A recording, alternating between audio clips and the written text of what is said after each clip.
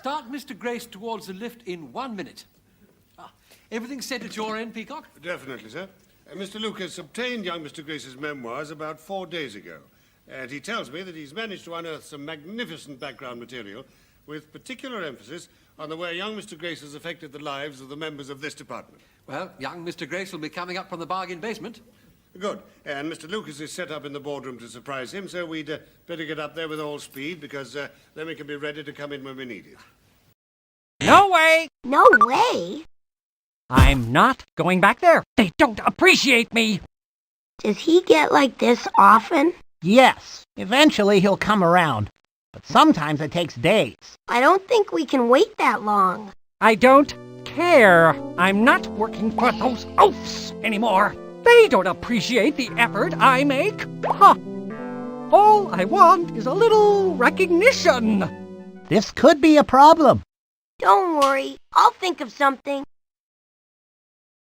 I dare say, but what do you expect me to do about it? This is a railway, isn't it? Railways deliver goods, railways deliver flour. And bullseyes and curtain rings and acid drops. Yes, I appreciate that, but I'm afraid the railway isn't running just at the moment on account of the snow. It is just a case of having to manage without one or two things. Flour dye station, flour, without which we cannot bake bread, and without bread we shall starve.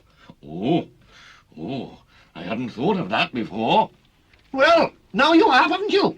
There's 2 tons of flour waiting at Grumbly Station for Ivor to collect. And 2 dozen tin openers, and a box of long underwear, and a ream and a half of blotting paper, 6 cartons of crisps, and dozens of boxes of paper hankies. I'm right out of paper hankies, and you know how people need them this weather.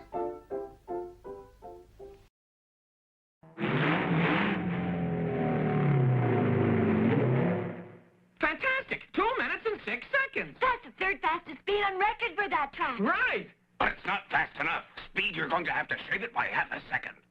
But we were pushing the limit. It won't do any more than that. Listen, Speed, it may not be just the car. It may be the way you're driving it. And maybe it's not my driving. Maybe you should have built a little more power into the car. Uh-huh. Well, right now, I'm going to take a break. I'm starving.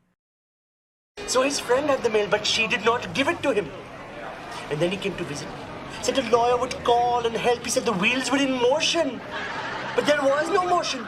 There was nothing. And so they sent me back here. This is a terrible story, Babu. What are you going to do? I'm going to save up every rupee. For someday, I will get back to America. And when I do, I will exact vengeance on this man. I cannot forget him. He haunts me. He's a very bad man. He's a very, very bad man. Every Easter, the Easter Beagle comes dancing along with his basket full of eggs, which he hands out to all the good little children. That sounds faintly familiar. I remember sitting out in a stupid pumpkin patch all night waiting for the great pumpkin to come. That was the worst night of my life. This is different. That was Halloween. This is Easter. Well, I don't know. I really want to believe you because I like you and I really respect you. But I just don't know. The Easter Beagle will never let you down. I know he won't, but how about you?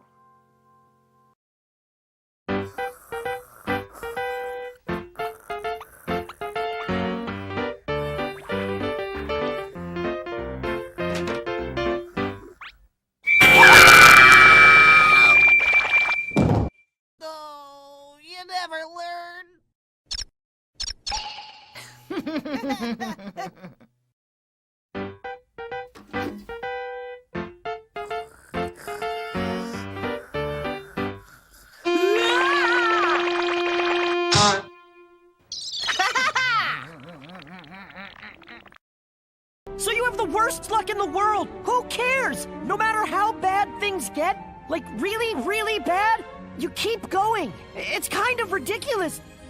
You never had the common sense to give up before. Why start now? Hey, Patrick. Nice sock. What sock? The one you're standing on. Oh, that one.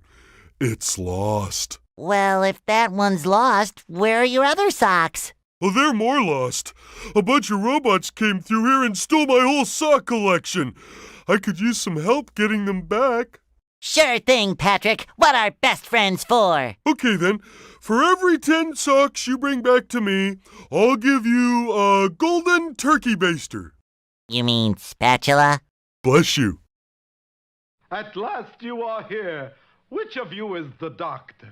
Why, is someone ill, Your Majesty? Not yet, but there will be. There always is on Black Tuesday. Black Tuesday, sire? Yes.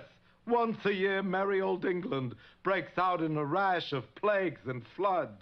It always happens on a Tuesday. And you couldn't very well call it White Tuesday, could you? Have there been any disasters yet? Oh, yes, all sorts. Such as? Well, take us, for instance, my singing sword.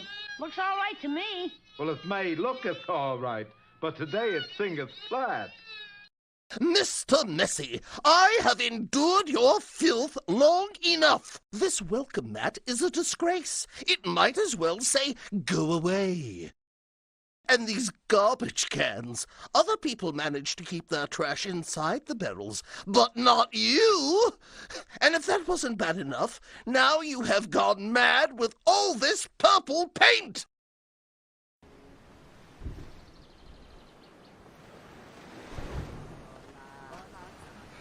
Donna, I need to talk to you about who's giving Sophie away. That would be me. But what about her dad? Her dad isn't here. It's what she wants. She told me she wants her father here. What if her father wants that too? What? Sam, don't do this now. I can't hear this now. Donna, listen to me. This is about us.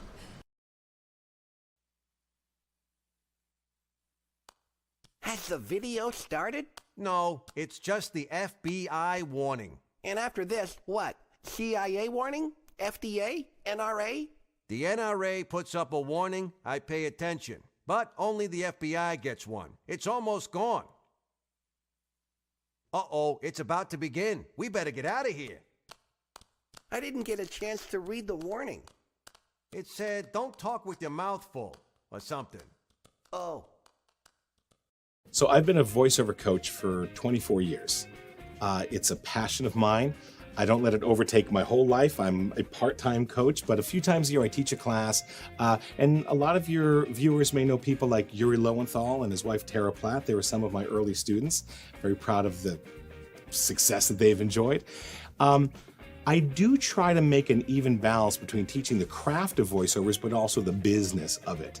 A very wise person said to me when I moved here, there are two words in show business, and art isn't one of them. Hey!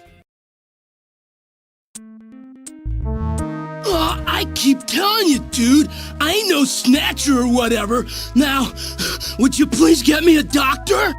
Why don't you just put some of your drugs on it? Hey, I wasn't doing anything wrong, man. The friendly boys from narcotics will be here any time now. Save your breath for them. Come on, dude, I ain't done nothing. I'm just into air surfing. I just wanted to win the competition, man. I needed some money for that, okay? Hey, it's just drugs, man. Well, Ivan Rodriguez sure wasn't our man. Too bad for him that he happened to look like the snatcher we're after. That leaves Freddie Nielsen. Hey, Sebastian, give me some claw. Come on, what's the matter? You look a little shell-shocked. Shell-shocked? How can you be taking it so easy? Oh, come on, Sebastian. Don't be such a crab. Aren't you taking this a bit too seriously? Definitely not. Let me give you some advice. Relax. You're too hyper. Me? Sebastian, you worry too much. The important thing is that we do our best. It's like you always tell me, every little thing is going to be all right, Sam. Right? Unidentified person. Well, what exactly is an unidentified person? Doesn't everyone have an identity? Maybe they mean he's a person they can't identify, but that would make him an unidentifiable person.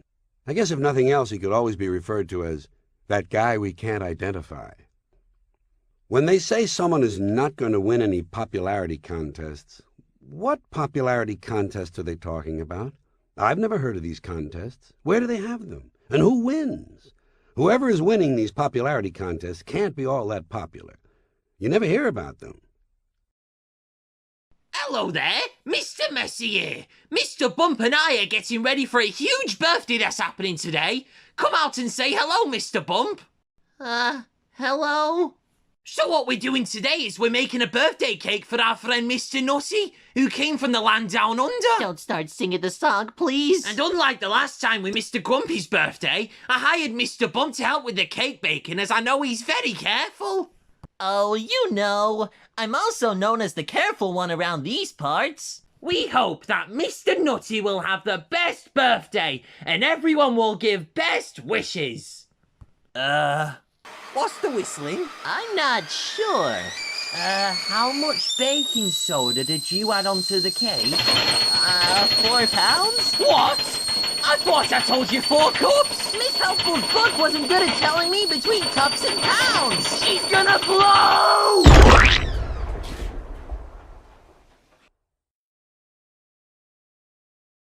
If anyone had told me I'd be waiting in a pumpkin patch on Halloween night, I'd have said they were crazy. Just think, Sally, when the great pumpkin rises out of the pumpkin patch, we'll be here to see him. What's that? What's that? I hear the great pumpkin.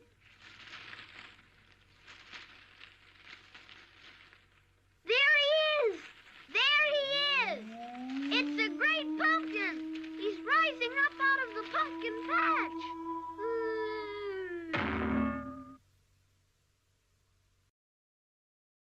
So out of all of your characters, is there one that people most recognize you from? I think Bateau in Ghost in the Shell is a very well-known character and recognizable, and you know, that sort of thing. I have like 5 or 6 shows on Toonami right now. JoJo's Bizarre Adventure. I play Joseph Joestar on it. It's a hugely popular character. The other one is Lupin the Third. I'm Jigen in that, and I also directed that series along with my wife Ellen Stern. And what's the other one? And Ghost in the Shell, of course, Bateau in that, and Outlaw Star, and Hunter x Hunter, and a bunch of other ones that are running on there right now. Hey, kid! You ready to go after the Piston Cup? Yeah, showtime. Well, you said it. Just as soon as you get some practice. Well, you've been taking it kind of easy around town for a while now, so we got to get you back into shape before the new season starts. Besides, they just don't let anybody with 4 wheels race for the Piston Cup, you know. First, you've got to place in enough races, games, and competitions to qualify. Then you can go back to the big leagues, all right? So what do you say? You ready to get moving? Ka-chow! I'll take that as an okie dokie.